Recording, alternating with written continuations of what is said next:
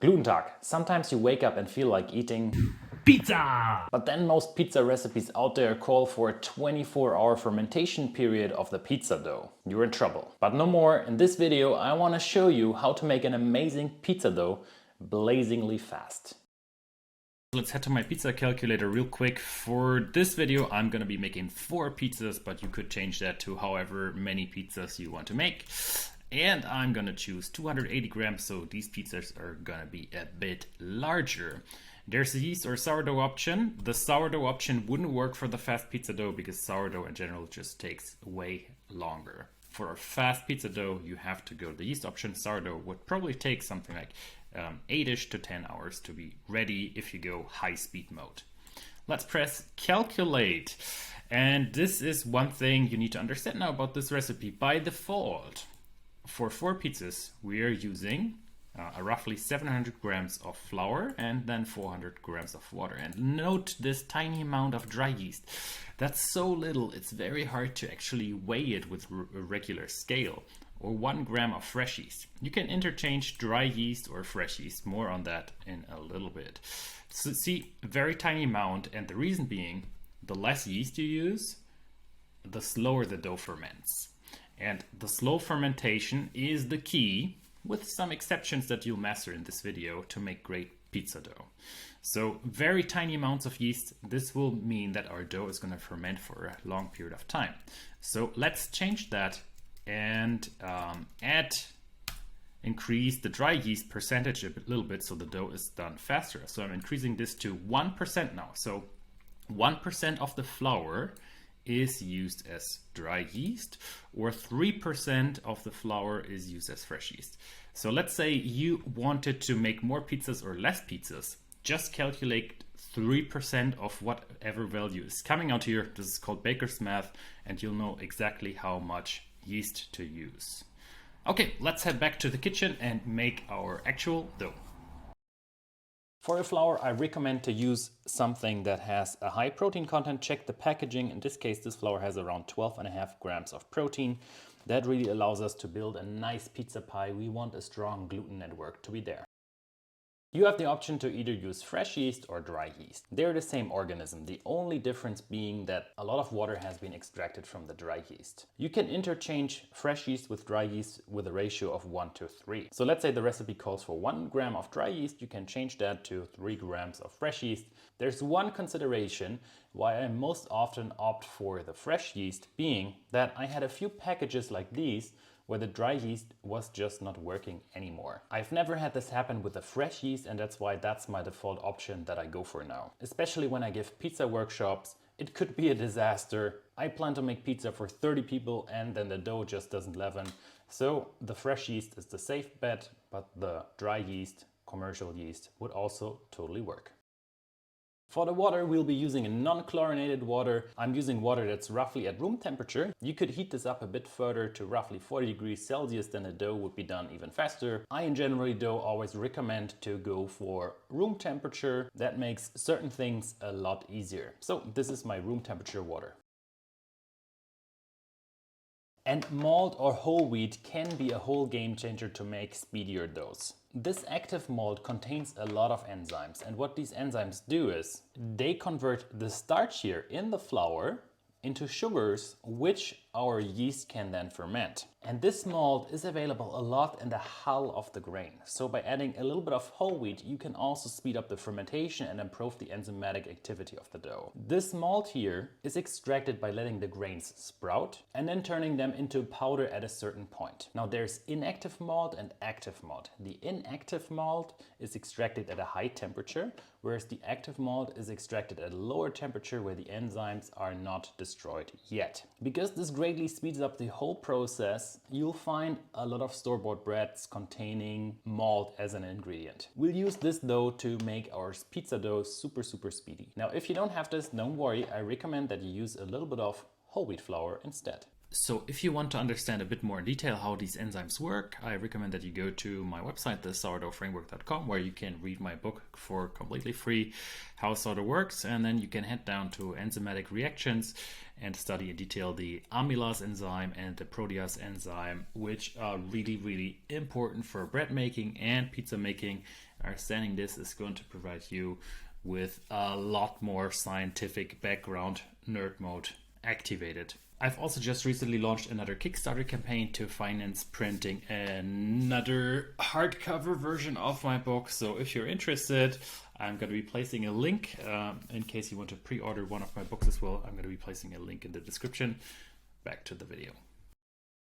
As a container, I like to use a stainless steel pot with the lid. I think this is the best way to make pizza doughs or also bread doughs. Very easy, and you have it at home. You don't have to buy something new. Let's put together all the ingredients. 687 grams of flour. I never get it right. 412 grams of water. 14 grams of salt. And now our fresh yeast, 20 grams, which is roughly half a cube. The rest of the yeast I'm gonna eat like this. Not the best flavor, but kind of healthy.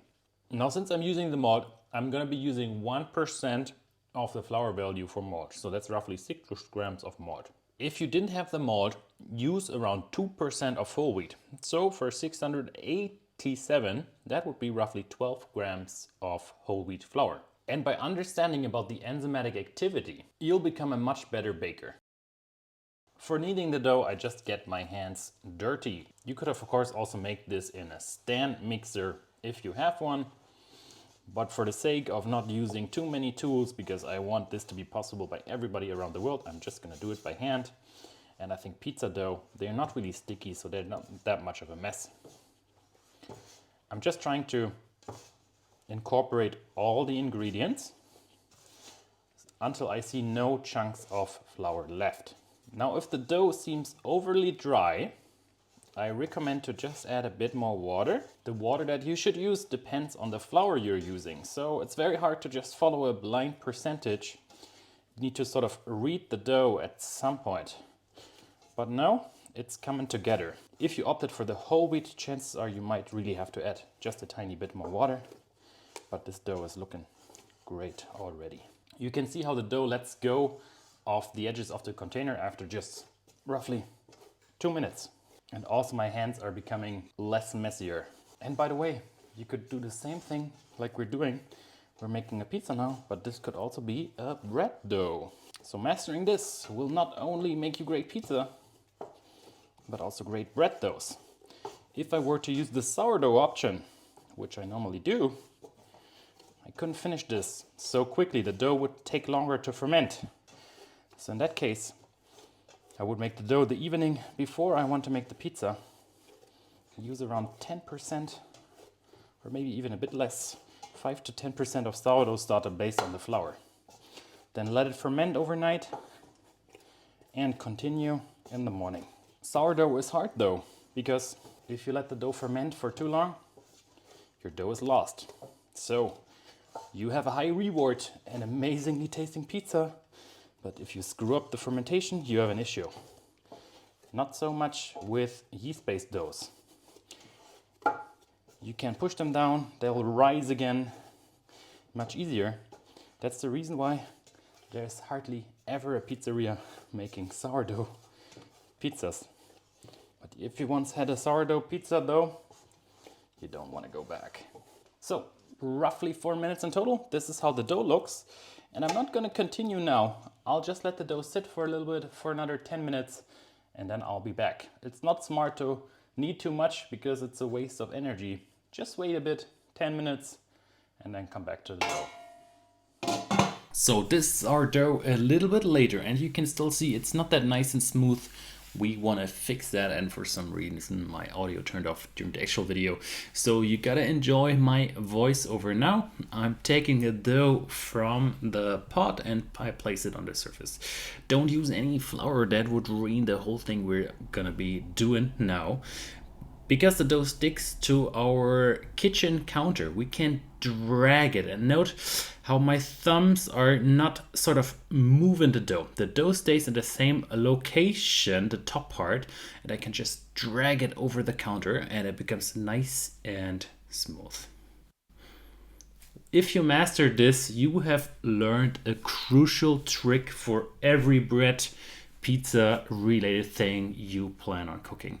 Nice gentle tap, very, very important. And look at how smooth it looks now. This way the dough is less sticky to your hands. So let's take it now and put it back to the pot. You could ball your pizza and place it in these kind of pizza ball boxes. But since not everybody has a box, I'm not gonna do that in this video. I'll do it in an old-fashioned way. I will put it back into my pot, wait until it has roughly increased by 50% in size or doubled, something like this. And then we're ready for the next step. But you could ball the pizza, of course, directly if you wanted to. But since I want this to be doable by everybody without having pizza boxes, we are not gonna use them. See you later, my dough. Hello again! This was much quicker than I expected. Roughly 30 minutes after rounding up the dough, this is how my dough looks like.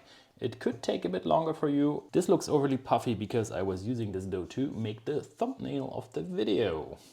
That's why I had to move it once. Now let's create our pizza balls. Many people use a dough scraper, but I'm just gonna be using a knife. So this is for 4 pizzas. I'm just roughly marking these 4 little pies. Oh, and look at that. Wow, look at all these bubbles and air. You could of course completely eyeball it, but I want to measure this. 287, that's okay. 230. Oh damn, that was too much. 280. Now they look a little bit like a mess, right? We need to round them up using the same technique we used before. We will just be dragging them over the surface. Master this technique, it will do you wonders also for making general bread.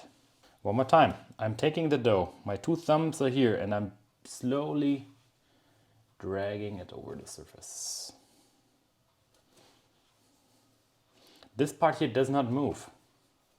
So I'm tucking it in and dragging it. And because it's sticky at the bottom, this is why I'm able to create this nice dough ball. If it tears, just let it sit for a few minutes and try again. Now, we don't want them to dry out.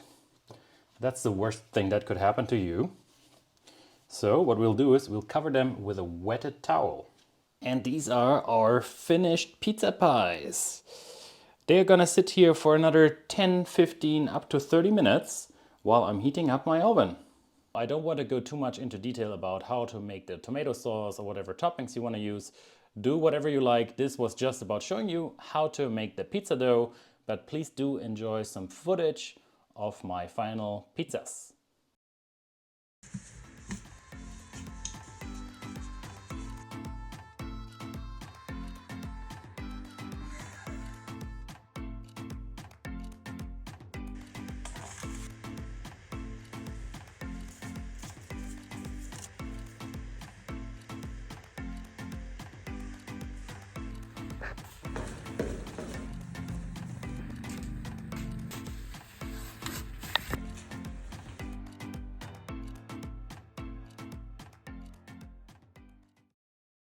While this method works, it will yield you an 80% awesome pizza dough. To get to the 100%, you really need to slow down that fermentation. The slow fermentation is the key to make an amazingly tasting dough. However, I've very often been in the situation where I just randomly felt like eating pizza. And to compare the 2 options of buying pizza somewhere else or making my own pizza, I always opt for the option make my own pizza.